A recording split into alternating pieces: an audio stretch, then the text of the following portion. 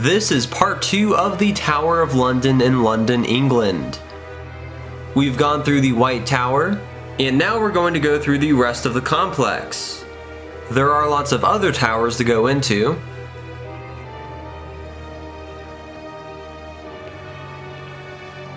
I found some of the resident ravens perched on this old wall. The tower bridge is visible in the background. Thanks for posing for me, guys.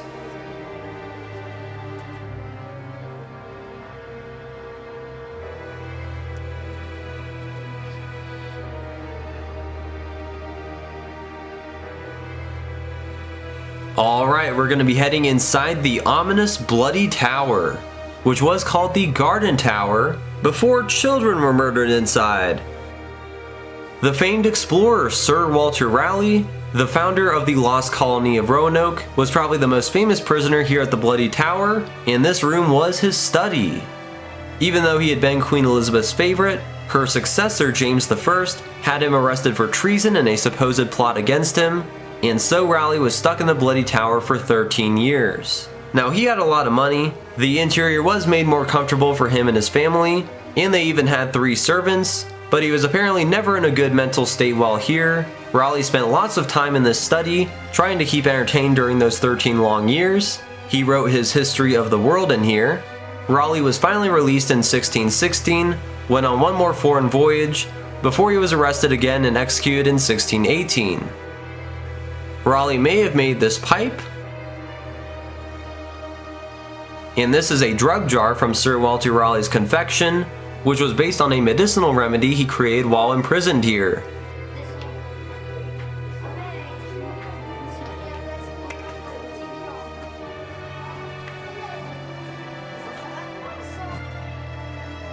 The 2 princes were imprisoned in this tower before they were probably murdered by their uncle, so he could take the throne. The name Bloody Tower is derived from them. This graffiti was found in 2018. It was made around the time this room was expanded for Walter Raleigh's family.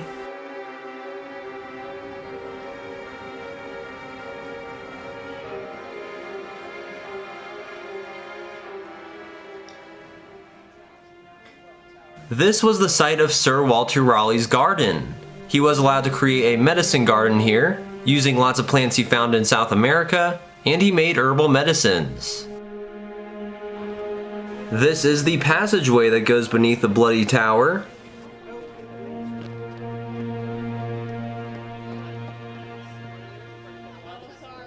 Here's the foundation of the Cold Harbor Gate, built in 1238.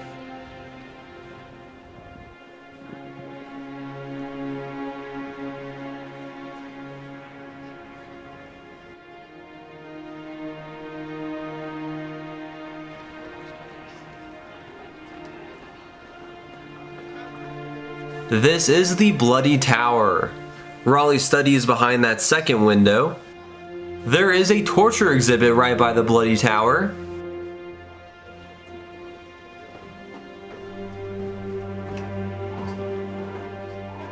Now, torture wasn't as common here as it is often thought, but it is documented that 81 prisoners were tortured here in the 16th and 17th centuries. This is a replica of the rack that would stretch out the victim's limbs, sometimes dislocating and ripping them from their sockets. These are replica manacles. They were fastened around the wrists of the prisoners who were left hanging for hours on end. And this is the scavenger's daughter. The prisoner would be forced into a crouching position, and they would be scrunched up for an hour or so. It was probably quite uncomfortable.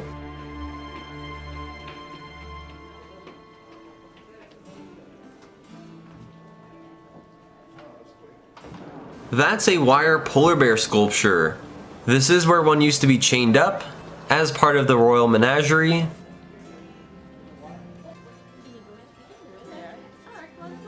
Now I'm going to be walking under the Bloody Tower.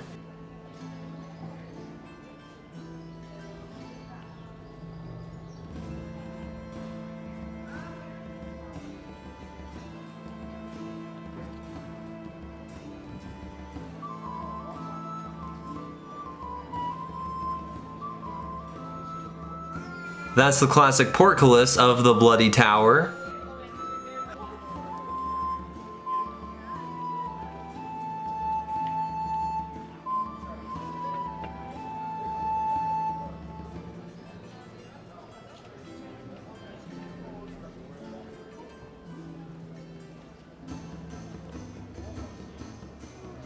This is the Traitor's Gate.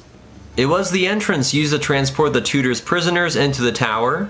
Many famous prisoners entered through this gate, like Sir Thomas More, and it's popularly believed that Anne Boleyn entered through here, but that may be untrue.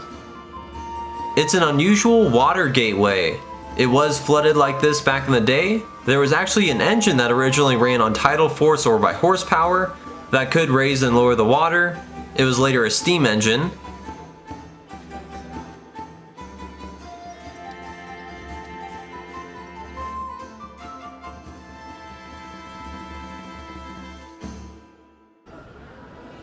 Now I'm going to head up to the top level and through the medieval palace.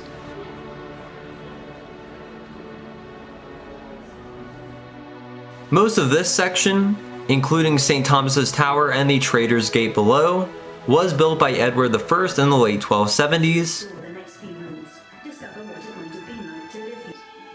The king used this room to meet with courtiers and other important subjects.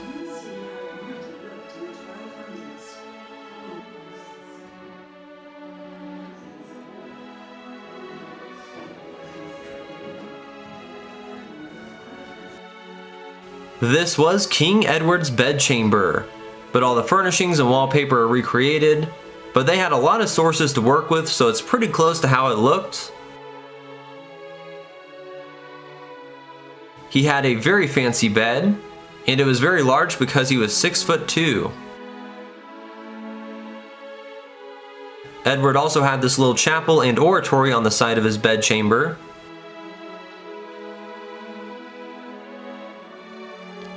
Here's another medieval spiral staircase.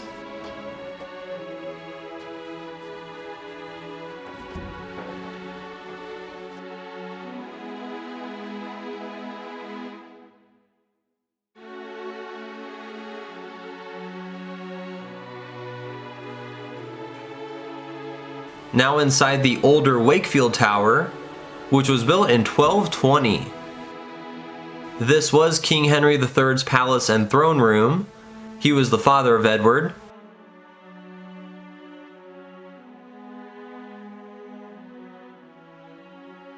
The throne is a replica, but this is where it probably was.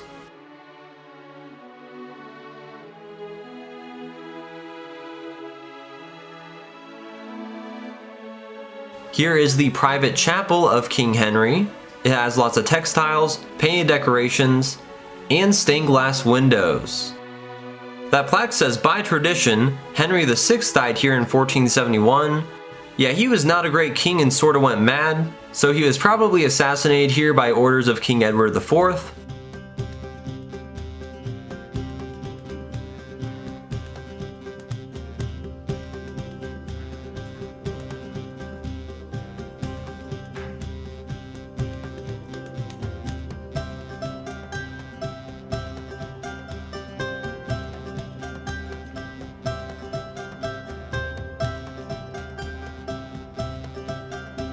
There's the view out toward the River Thames. There's a great view of the Tower Bridge from here. I did go up in its towers and have a separate video on that.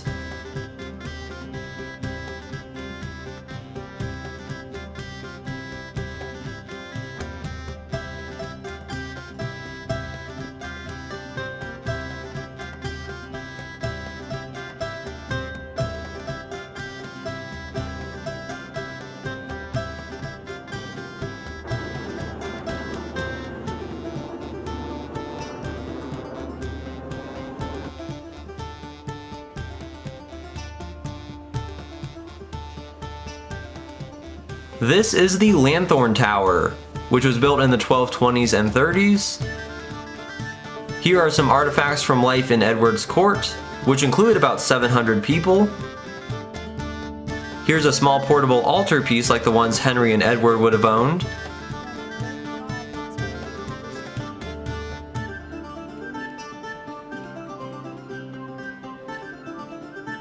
That's a metal guy holding an axe, probably an executioner. Now inside the Salt Tower, which was where some dangerous prisoners were held, such as John Balliol, the King of Scots, and Hugh Draper, who was accused of practicing sorcery. There is a lot of graffiti left on the walls by the prisoners. All of this is centuries old.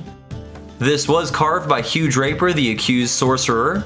This thing is surrounded by the signs of the zodiac. This is an autograph left by Henry Walpole, who was a Catholic priest when Elizabeth came to power. She had him arrested and kept him in solitary confinement. He was hung by his hands from manacles so many times that his middle finger was torn out.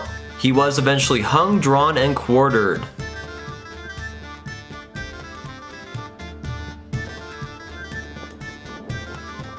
The path follows along the top of this wall.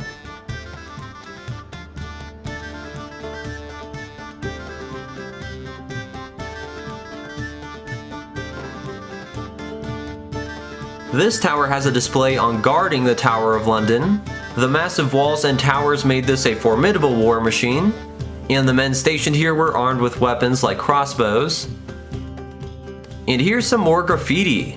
It was carved by a Jesuit priest who was imprisoned here and tortured on the rack for plotting against Queen Elizabeth.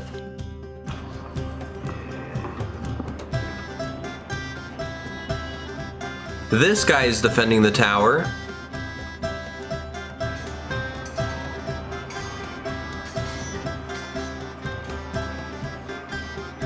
Here in the Constable Tower, there's a model of the Tower of London as it appeared in 1381. A bunch of peasants attacked the tower that year. They were angered by a new poll tax, and this miniature shows them camping outside the tower.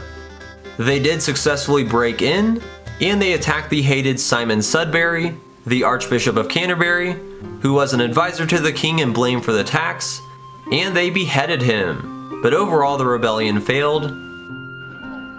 While the last execution here was during World War II, 11 men were found guilty of espionage and executed at the tower during World War I. The World War's executions occurred at the foot of this wall. The current guards of the towers are the Beefeaters, 32 yeoman warders who have been the guardians of the tower since Henry VIII. These select Beefeaters need to have at least 22 years of military service, and they do live here at the tower full time. There's the towering skyscrapers of the City of London. The way really old meets really new here in London is pretty incredible. There's the Gherkin. The Tower of London also used to be a zoo. The Royal Menagerie was established when King John started storing wild animals here, like a lion he got a hold of in the early 1200s. Then Henry III got the elephant. We already saw its enclosure. He also ended up with a polar bear, a bunch of leopards, hyenas, and more. So there were some big animals here for centuries. But after George IV's death, the Royal Menagerie at the tower was closed, and the animals were relocated to the London Zoo.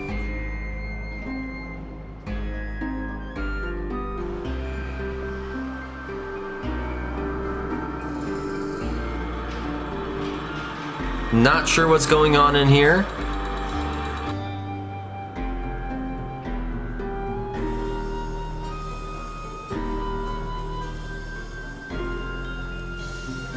During World War I, the tower was used as a recruitment and training center, all the while it stayed open to visitors despite the daytime air raids. These poppies were part of a World War I memorial that was here.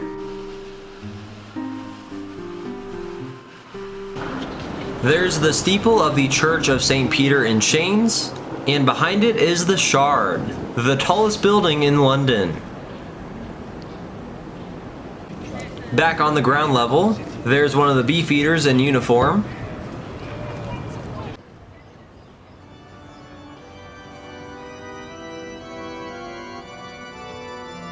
So now we'll head into the Church of St. Peter at Vincula. This church was built in 1520 and was the parish church of the tower. This is a tomb outside.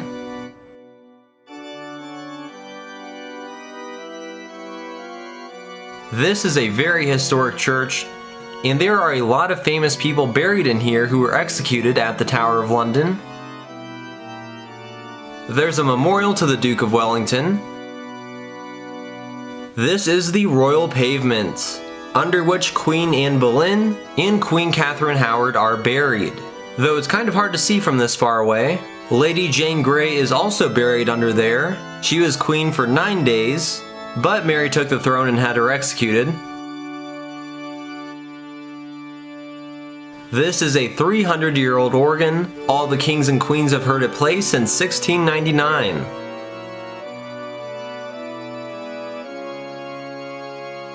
There's also a tribute to the people of Ukraine and the war they are currently fighting. This is a memorial to John Holland, former constable of the Tower. There are several other tombs of the executed in the crypt, which visitors sadly can't visit. Sir Thomas More is entombed down there. The Tower Green is on the side of the chapel, and that is where the executions took place, or at least that's where it's thought to have happened. Turns out it's probably the wrong spot. The Tudor-style building facing the Tower Green is the Queen's House. It was built in 1530 during the reign of Henry VIII, and he built it for his second wife, Anne Boleyn, who was later beheaded in front of it. And there's a Queen's Guard stationed outside his box.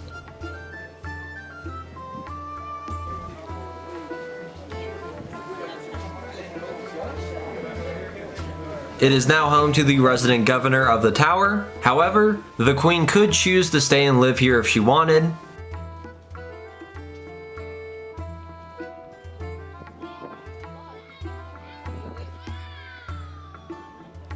This is the 1281 Beauchamp Tower, yet another tower that held some high-profile prisoners. It has an exhibit on imprisonment at the tower. I've mentioned several of the most famous prisoners, but there were a lot more. I didn't know that William Penn was imprisoned here in 1668 for promoting his illegal Quaker beliefs. After he got out, he led Quakers to America and founded Pennsylvania. Only 22 executions have taken place at the tower, and a lot of those were during the 20th century. Henry VIII had 2 of his 6 wives beheaded here. On the second floor of this tower, where a lot of prisoners were held in the 16th and 17th centuries, there's tons of graffiti adorning the walls.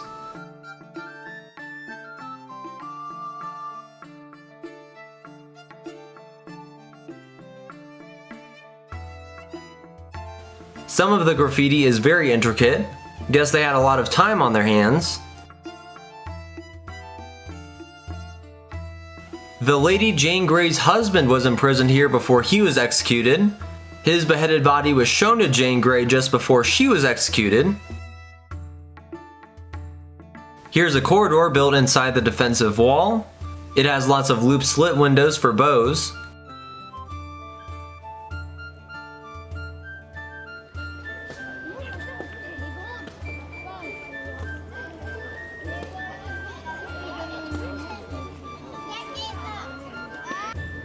Checking in on the Jewel Tower guards. These guys have been out here for a couple of hours.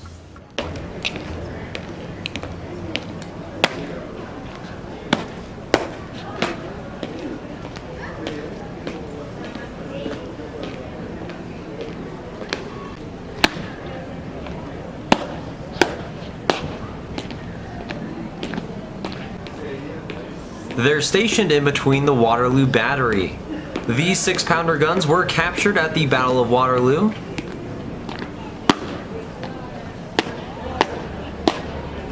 Since Wellington was constable of the Tower, he wanted all the weapons captured after that battle preserved.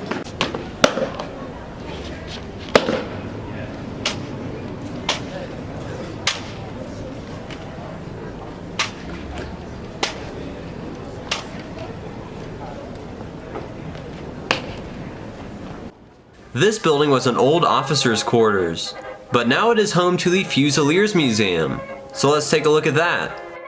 The Fusiliers are an esteemed British infantry regiment that was formed in 1685 by King James II. Originally, it was largely composed of men stationed here at the Tower. Their purpose was to guard the guns and munitions of the Tower of London, but eventually they were stationed somewhere else after being based at the Tower for 200 years.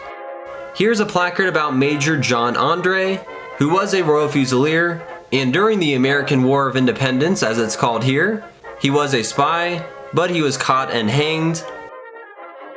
This is an Eagle standard of the French 82nd Regiment. It was captured by the British during the Napoleonic Wars in 1809. So the Royal Fusiliers have fought in many wars over the centuries, including the American War of Independence, in which they were beaten pretty badly at cow pens. Sorry, I'm American, I have to mention it. They also served in the Crimean War, India, and the Boer Wars. That iron boot was used to uncover a defaulter. They were involved with World War I. These relics are from the Great War. They also ended up in Korea during that war. There's a heavy snow jacket because it was very cold there in winter. All of these artifacts were used in South Africa during the Boer Wars era.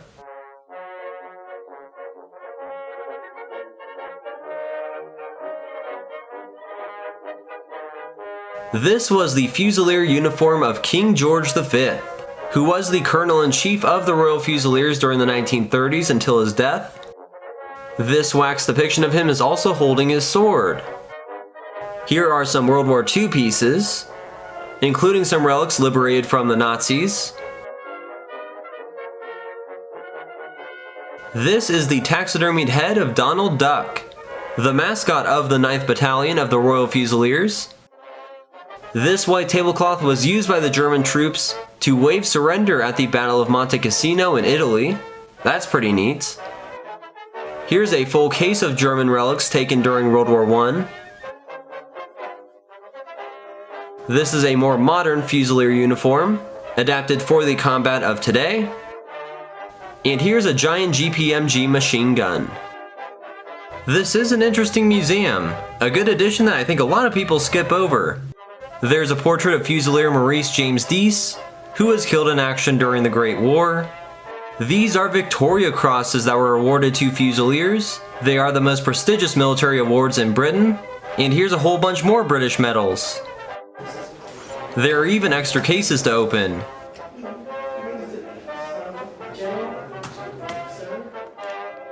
This is an amazing Flemish cannon. It has decorations on it like St. Michael overthrowing Satan. That is one of the coolest cannons I've ever seen.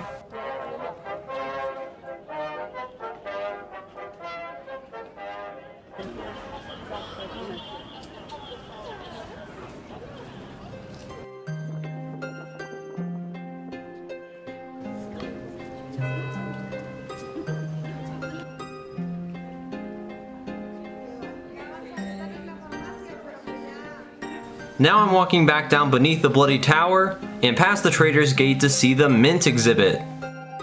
The Royal Mint was here at the tower from 1279 to 1812. So for centuries, all the coins and currency of the British Empire were produced here. Edward I introduced lots of new coins. They were made of silver, so people would often cut off the edges and pocket the clippings, though if they got caught they could be sentenced to death. These coins were hidden by a Jewish merchant, though he was never able to recover them because he was arrested. At one point, Elizabeth I visited the Royal Mint. She even supposedly struck some gold coins herself. During Elizabeth's reign, the English coin lost a lot of value, so she ordered all old coins brought back and remade into new coins with her portrait on them. Here's a replica screw coin press.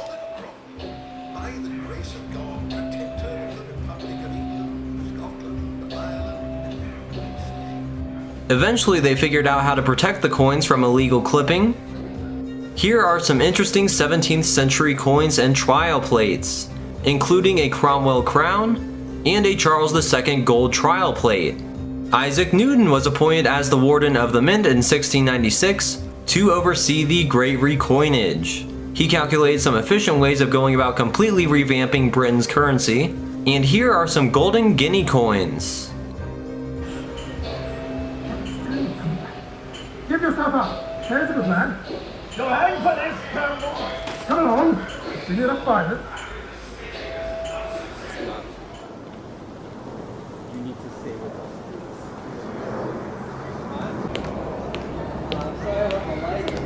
It's okay. Thank you.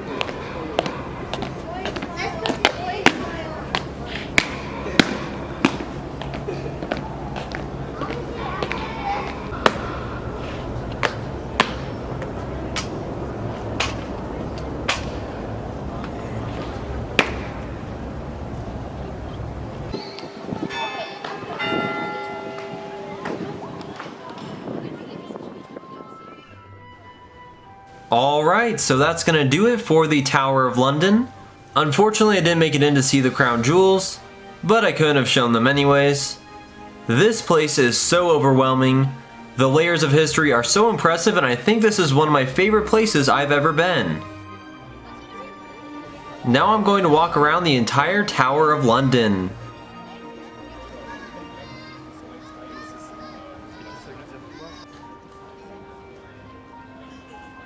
Across from the tower, people can dine in these glass capsules. Also, I will mention that the truffle burger food truck out front is surprisingly really good.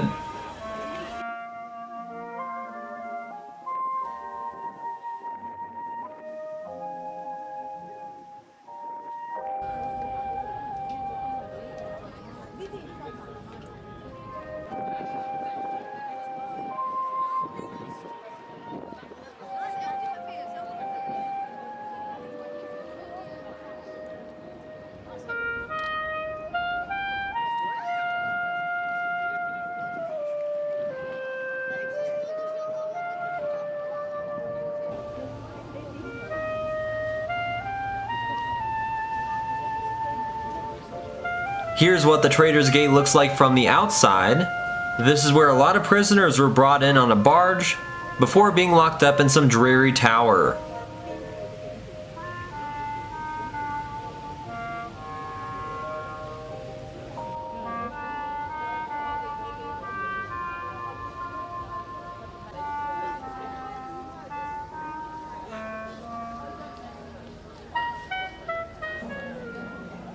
This is the Queen's Garden, a tribute to Her Majesty Queen Elizabeth II for the Platinum Jubilee.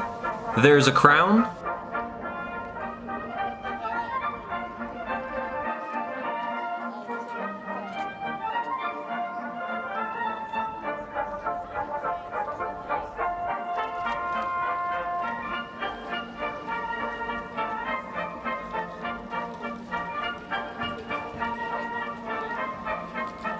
This is the middle tower, which is separated from the rest of the complex by the moat. Seriously, the Tower of London is gargantuan.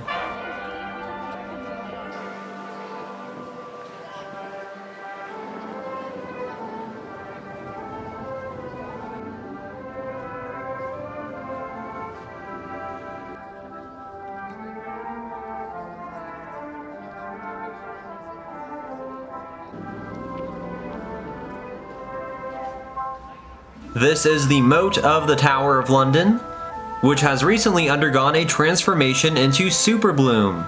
A sea of beautiful flowers now fill the moat of the tower. This year was the first time this has ever been done, especially for the Platinum Jubilee. Hopefully they'll keep this during the summer months in the future, because wow, this is beautiful. It is possible to walk through the flowers in the moat, but it costs extra, so I decided against it. It's also operating on separate time slots, which is irritating, but this is a wonderful use of the old moat. The flowers are very colorful against the stark medieval walls of the tower. Here's a sign signifying that this is a UNESCO World Heritage Site. There's the top of the Tower Hill Memorial, and behind it 10 Trinity Square.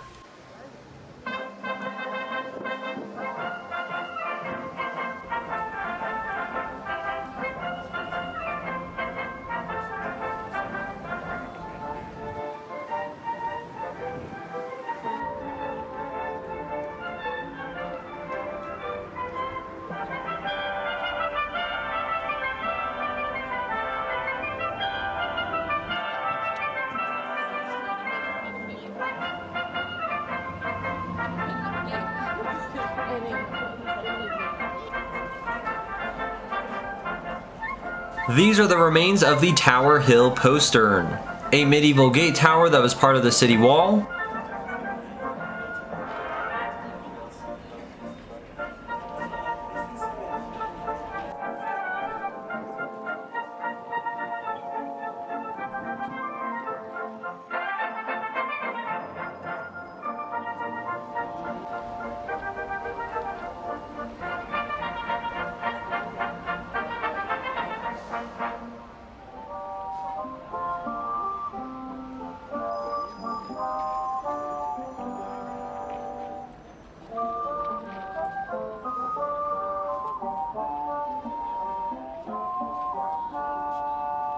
And here's where the Tower Bridge starts, right alongside the Tower of London.